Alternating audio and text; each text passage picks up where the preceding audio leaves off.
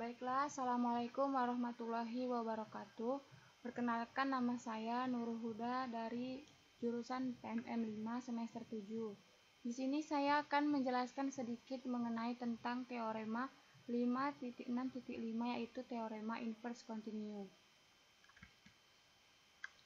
Jadi bunyi dari teorema 5.6.5 atau teorema inverse continue yaitu misalkan I subset R suatu interval dan fungsi f yang memetakan I ke R itu dia monoton murni dan kontinu pada I.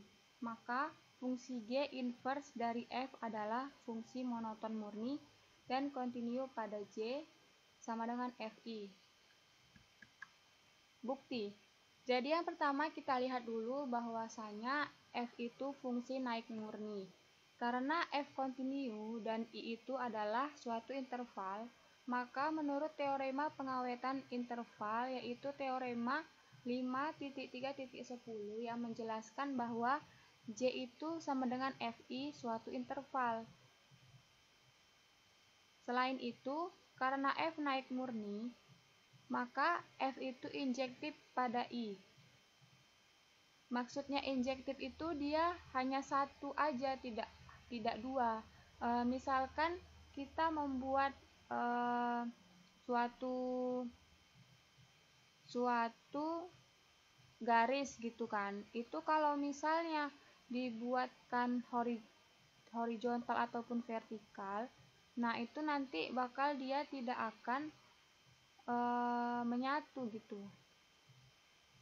Jadi dia disebut dengan injektif pada I. Oleh karena itu fungsi G, J itu ke R, inverse dari F-nya ada. Jadi kita simpulkan bahwa G naik murni. Jika Y1 lebih kecil dari Y2, elemen dari G, dengan Y1 lebih kecil dari Y2, maka Y1 sama dengan Fx1 dan Y2-nya Fx2. Jadi itu untuk suatu X1, X2-nya itu elemen dari I. Jadi kita harus memiliki X1 itu lebih kecil dari X2. Untuk hal lain X1 lebih besar sama dengan X2. Mengakibatkan Y1 sama dengan Fx1 lebih besar sama dengan Fx2 sama dengan Y2. Bertentangan dengan hipotesis bahwa Y1 lebih kecil daripada Y2. Oleh karena itu, kita memiliki Y1 sama dengan X1 lebih kecil dari X2 sama dengan GY2. Karena Y1 dan Y2 adalah sebarang unsur dalam J, dengan Y1 lebih kecil dari Y2, kita simpulkan bahwa G itu naik murni pada J. Tetap menunjukkan bahwa G kontinu pada J. Namun ini adalah konsekuensi dari fakta bahwa Gj sama dengan I adalah sebuah interval. Memang, jika G diskontinu di suatu titik C elemen J, maka lompatan di G pada C bukan 0, sehingga limit di mana Y C minus G itu lebih kecil dari limit di mana Y C plus G.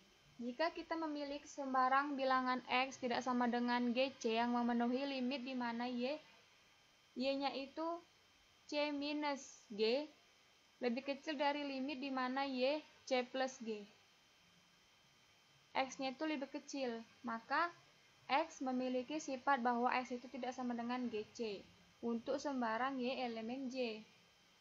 Jadi, kita lihat di gambar 5.6.3. Dari sini X itu elemen J yang bertentangan dengan fakta bahwa I adalah sebuah interval. Oleh karena itu kita menentukan bahwa G kontinu ke J. Kemudian itu ada fungsi akar ke N. Jadi kita akan menerapkan teorema inverse continue 5.6.5 pada fungsi pangkat ke N.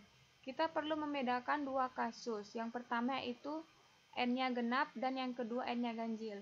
Jadi yang pertama kita akan membahas mengenai N genap.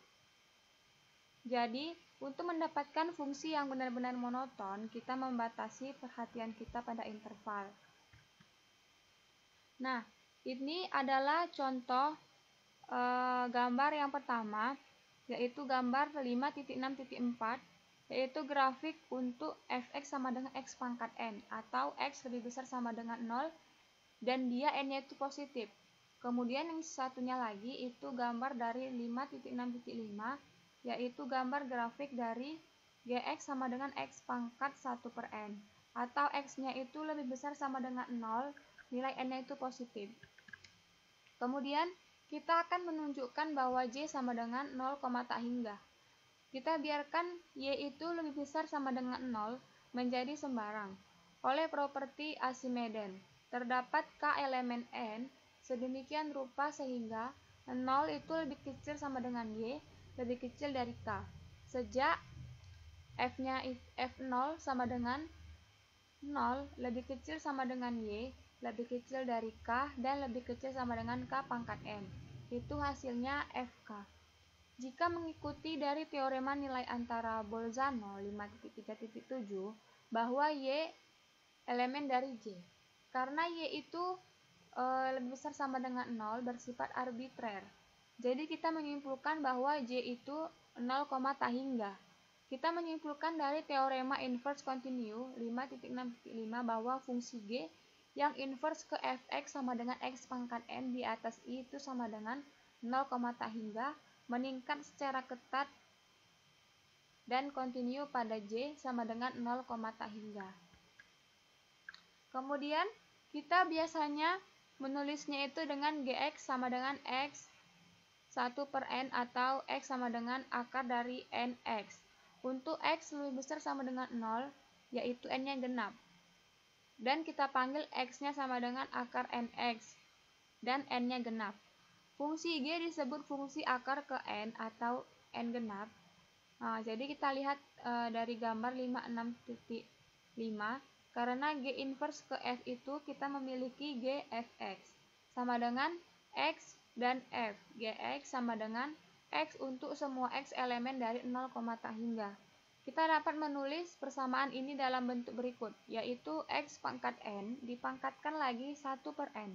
Itu sama dengan x, dan x pangkat 1 per n pangkat n itu sama dengan x untuk semua x elemen dari 0, tak hingga dan n-nya itu genap. Jadi yang kedua yaitu n-nya ganjil. Dalam hal ini kita misalkan fx itu sama dengan x pangkat n untuk semua x elemen bilangan real.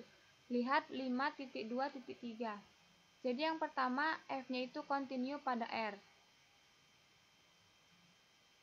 Jadi dari teorema inverse continue 5.6.5 bahwa fungsi g yang inverse-nya itu ke fx sama dengan s pangkat n untuk x elemen r meningkat ketat dan kontinu pada r.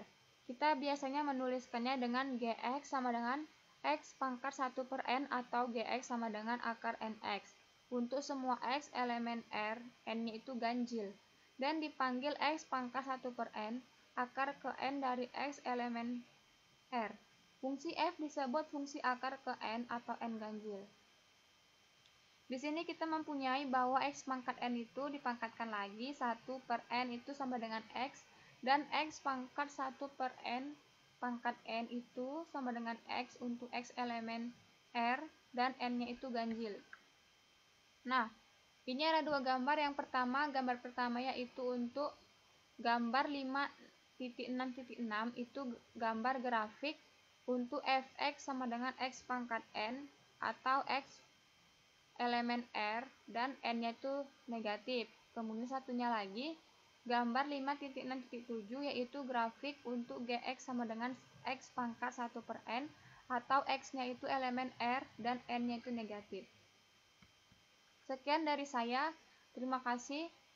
Wallahul muwaffiq ila aqwamit thoriq. Wassalamualaikum warahmatullahi wabarakatuh.